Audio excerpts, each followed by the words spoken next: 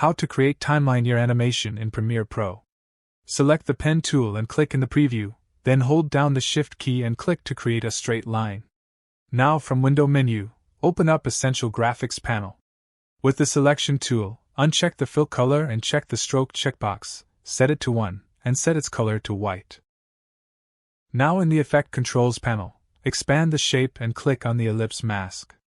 Set Mask Feather to 150 and adjust the size of the mask. Now we have a faded line and it's time to add the years. Click anywhere empty in the timeline to deselect the line layer. With the Type tool, click in the preview, type some years, and press the Tab key to separate them. Now select the Selection tool and change the text font and other properties to your liking. Decrease the size of the text until all the years are visible on the screen. Open up Effects panel and search for Transform. Drag the transform effect into the text. Now select the text and in the Effect Controls move the playhead to the start. Change the scale property to your liking. Click on Stopwatch next to Position to create a starting keyframe and decrease position first value until the last year is positioned in the middle of the screen. Also, increase position second value until the years are positioned above the line.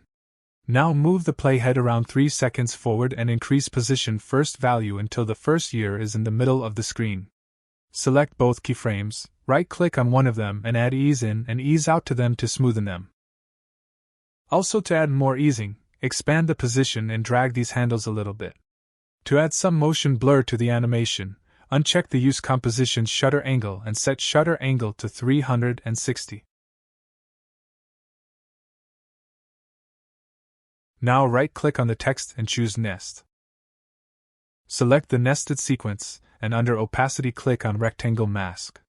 Adjust the position of the mask to only see 1 year in it, and increase mask feather to around 100. And now we have it. Anyway guys, thanks for watching and I hope you found this useful.